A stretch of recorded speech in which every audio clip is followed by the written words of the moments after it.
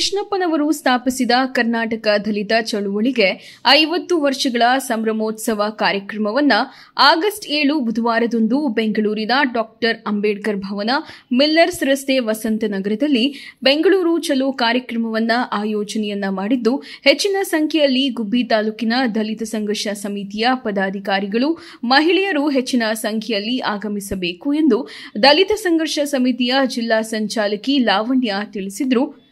ಪತ್ರಿಕಾಗೋಷ್ಠಿಯಲ್ಲಿ ಪದಾಧಿಕಾರಿಗಳಾದ ಮಂಗಳಾ, ವಿಜಯಲಕ್ಷ್ಮಿ, ರಾಧಾ, ತಿಮ್ಮಕ್ಕ, ಸೀಮಾ, ಶಿವಮ್ಮ, ಫೈರೋಜ್ ಸೇರಿದಂತೆ ಇನ್ನಿತರರು ಭಾಗಿಯಾಗಿದ್ದರು. ಸಾವಿರಾರು ವರ್ಷಗಳಿಂದ ಬಲಾಢ್ಯ ಶೋಷಕರಿಗೆ ತುಳಿತಕ್ಕೆ ಯಾರು ಒಳಗಾಗಿದ್ದಾರೆ, ಈ ಸಂಘಟನೆ ನಮ್ಮ ಕರ್ನಾಟಕ ದಲಿತ ಸಂಘರ್ಷ ಸಮಿತಿ ತುಂಬ ಹೆಚ್ಚು ಆದ್ಯತೆಯನ್ನು ಕೊಡುತ್ತೆ. ಶೋಷಣೆಗೆ ಒಳಗಾದಂಥವ್ರಿಗೆ ಮತ್ತು ತುಳಿತಕ್ಕೆ ಒಳಗಾದಂಥವ್ರಿಗೆ.